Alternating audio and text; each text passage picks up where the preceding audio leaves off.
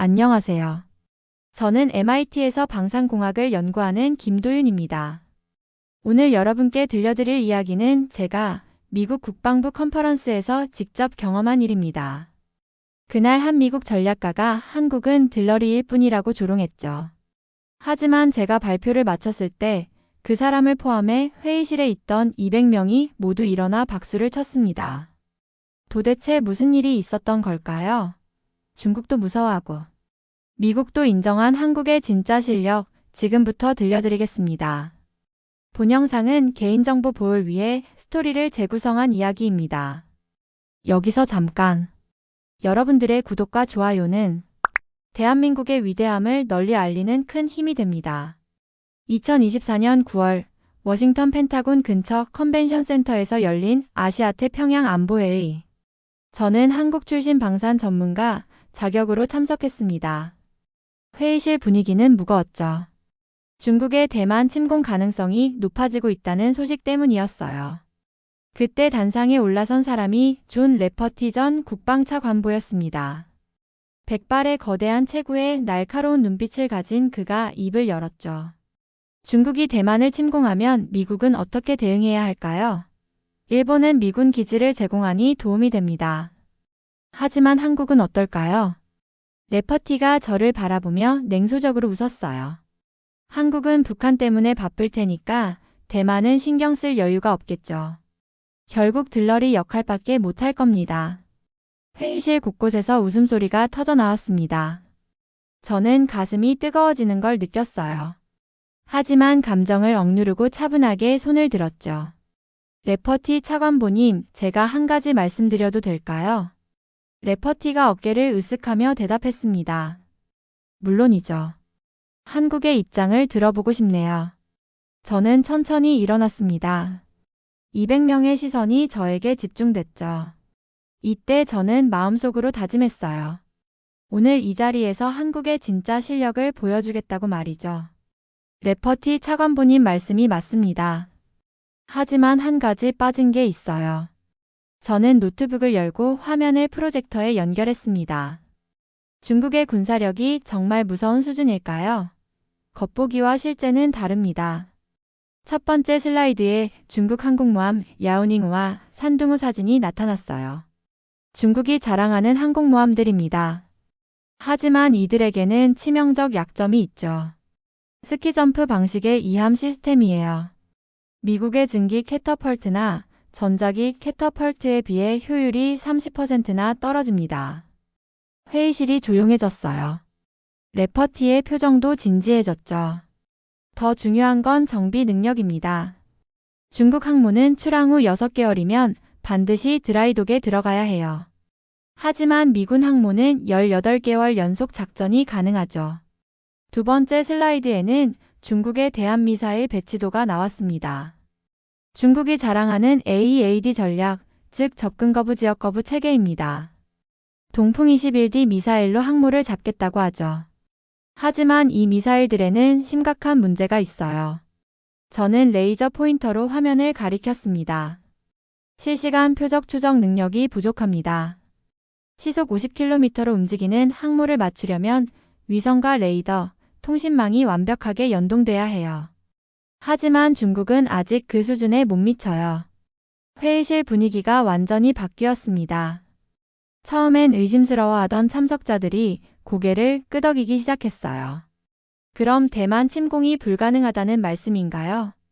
한 참석자가 질문했습니다. 아닙니다. 가능하죠. 하지만 중국이 생각하는 것만큼 쉽지 않다는 얘기입니다.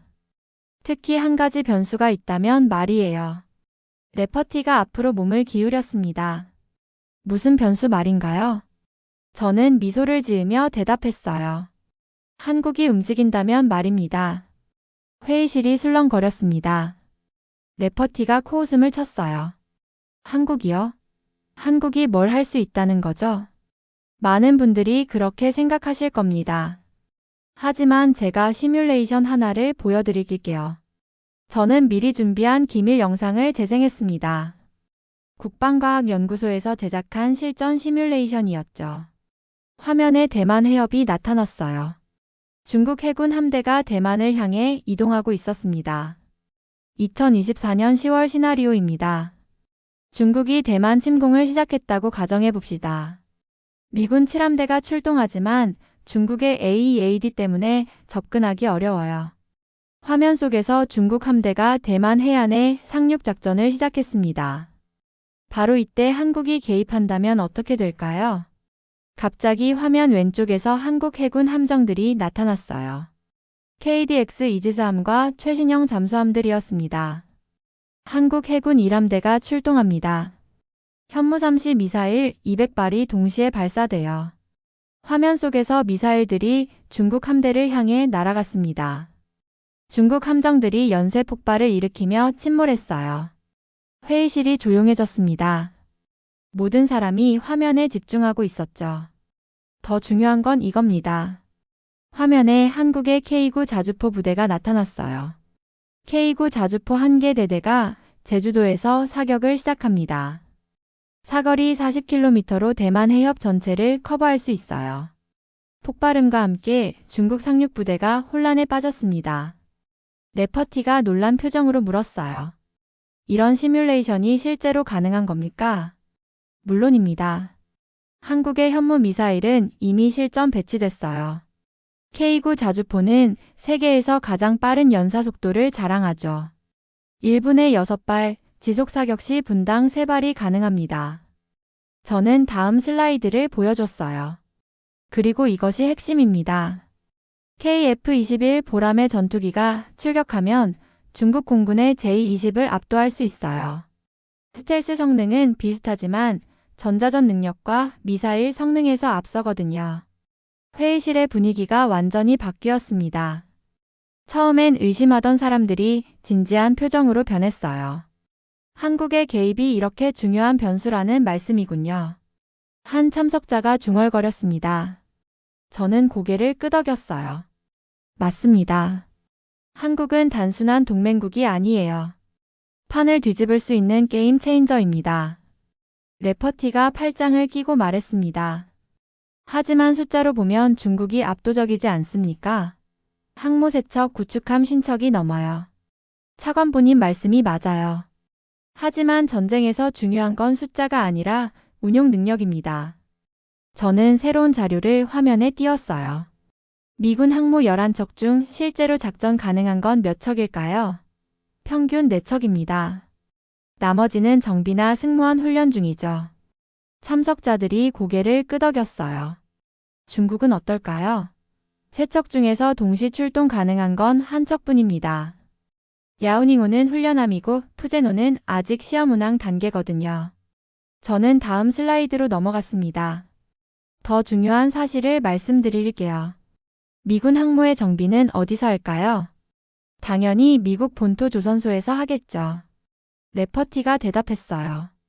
틀렸습니다. 미군 7함대 항모들은 일본과 한국에서 정비해요. 특히 한국의 현대중공업과 대우조선해양이 핵심 역할을 합니다. 회의실이 웅성거렸어요. 한국 조선소의 기술력은 세계 최고 수준이에요. 미군 항모 정비를 맡을 정도니까요. 반면 중국은 어떨까요? 저는 중국 조선소 사진을 보여줬습니다. 중국 항모는 모두 자국에서 정비해야 해요. 하지만 기술력이 부족해서 정비 기간이 미군보다 2배 길어집니다. 한 참석자가 손을 들었어요. 그럼 한국이 정비를 거부하면 미군도 곤란해지는 건가요? 그렇습니다. 한국 없이는 미군도 태평양 작전이 어려워져요. 이게 바로 한국의 전략적 가치입니다. 레퍼티의 표정이 심각해졌습니다. 그런 관점에서 본 적이 없었네요. 운용력에서 더 중요한 게 있어요. 실전 경험과 훈련 수준입니다. 저는 한국군 훈련 영상을 보여줬어요. 한국군은 70년간 실전 대비 훈련을 했습니다. 북한이라는 위협 때문이죠. 반면 중국군은 40년간 실전을 겪지 않았어요. 화면에 한국 해병대의 상륙 훈련이 나왔습니다. 한미 연합훈련을 통해 미군 수준의 전투력을 갖췄죠. 특히 해병대의 상륙 작전 능력은 세계 최고 수준입니다. 저는 잠시 말을 멈추고 회의실을 둘러봤어요. 모든 사람이 진지하게 듣고 있었습니다. 무기는 사람이 다루는 거예요. 아무리 좋은 무기라도 제대로 운용하지 못하면 소용없죠. 이 점에서 한국은 중국보다 훨씬 앞서 있습니다. 이제 구체적인 시나리오를 보여드리겠습니다. 저는 더 상세한 시뮬레이션을 재생했어요. 2024년 10월 15일 오전 6시. 중국군이 대만 서해안에 상륙을 시작했다고 가정합시다. 화면에 중국 상륙함들이 대만 해안에 접근하는 모습이 나왔어요. 미군은 괌에서 출발해야 하니까 도착까지 12시간이 걸립니다. 하지만 한국은 다르죠. 갑자기 화면에 한국 공군 기지가 나타났어요. 오산 공군기지에서 KF-21 보람의 전투기 24대가 긴급 출격합니다. 대만까지 비행시간은 90분이에요. 전투기들이 편대를 이루며 날아가고 있었습니다. 동시에 부산 해군기지에서 214급 잠수함이 출항해요. 수중 속력 37노트로 8시간 만에 대만 해협에 도착할 수 있습니다. 회의실 사람들이 숨을 죽이고 화면을 바라봤어요. 중국군이 상륙한 지 6시간 후입니다. 화면에 한국 잠수함에서 발사되는 현무삼 미사일이 나왔어요. 잠수함 발사 탄도미사일 16발이 동시에 발사됩니다. 중국군 상륙 거점을 정확히 타격해요. 폭발과 함께 중국군 부대가 혼란에 빠졌습니다. 이때 KF-21 편대가 도착합니다. 중국 공군 제-20과 공중전을 벌이죠. 화면에서 치열한 공중전이 벌어졌어요. KF-21이 제-20을 차례로 격추하고 있었습니다. 레퍼티가 놀란 표정으로 물었어요. KF-21이 제-20보다 우수한 겁니까? 스텔스 성능은 비슷해요. 하지만 전자전 장비와 미사일 성능에서 앞섭니다. 특히 미티어 미사일은 사거리가 100km가 넘어요. 화면에서 KF-21이 미사일을 발사하자 제-22 폭발했습니다. 제공권을 확보한 후엔 지상 공격에 나섭니다. KF-21들이 중국군 상륙 지점을 폭격하기 시작했어요. 상륙한 지 12시간 만에 중국군은 퇴로를 잃었습니다. 보급선이 끊어졌고 제공권도 빼앗겼죠. 화면에 중국군 병사들이 항복하는 모습이 나왔어요. 72시간 후 중국군은 완전히 철수합니다. 한국군의 개입으로 대만 침공이 실패한 겁니다. 회의실이 완전히 조용해졌습니다. 모든 사람이 충격에 빠진 표정이었어요. 저는 천천히 말했습니다. 이것이 한국군의 실력입니다. 미군이 도착하기 전에 이미 전세를 뒤집을 수 있어요. 레퍼티가 자리에서 일어났습니다. 김 박사님 정말 놀랍군요. 하지만 한 가지 궁금한 게 있어요. 한국이 정말 그런 결정을 내릴까요? 좋은 질문입니다. 한국의 전략적 사고를 이해해야 해요. 저는 새로운 슬라이드를 보여줬어요. 한국은 이 지역의 골드키입니다. 열쇠 하나로 모든 문을 열 수 있는 그런 존재죠. 화면에 동아시아 지도가 나타났어요. 한국을 중심으로 여러 선들이 뻗어 있었습니다. 북한 문제 해결의 열쇠도 한국이 쥐고 있어요. 중국의 팽창을 막는 열쇠도 한국이죠. 일본과 미국을 연결하는 고리도 한국입니다. 한 참석자가 질문했어요. 구체적으로 어떤 의미인가요? 한국의 방산 기술을 보세요. 미국이 수십 년 걸려 만든 기술을 한국은 10년 만에 따라잡았어요. 저는 한국 방산업체들의 성과를 보여줬습니다. K9 자주포는 세계 시장 점유율 60%예요. 현무 미사일은 미국 토마호크와 성능이 비슷하죠. KF-21은 F-35 다음 세대 전투기 수준입니다.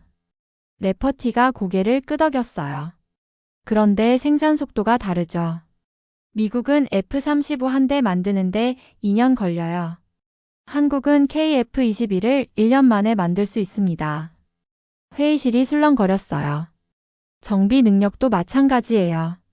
한국 조선소는 항공모함 정비를 6개월에 끝내죠. 미국은 1년 걸립니다. 저는 잠시 말을 멈추고 물을 마셨어요. 그런데 가장 중요한 건 따로 있어요. 반도체와 AI 기술의 결합입니다. 화면에 삼성과 SK 하이닉스 로고가 나왔어요. 세계 메모리 반도체의 70%를 한국이 만듭니다. 이 기술이 무기 체계와 결합하면 어떻게 될까요? 저는 AI 드론 영상을 보여줬어요. 자율 공격 드론, AI 미사일 방어 시스템, 실시간 전장 분석 네트워크. 이 모든 게 가능해집니다. 레퍼티의 표정이 심각해졌어요. 그럼 한국이 키를 쥐고 있다는 말씀이군요. 맞습니다. 미국의 아시아 전략도 중국의 팽창 야욕도. 결국 한국이 어떤 선택을 하느냐에 달려 있어요.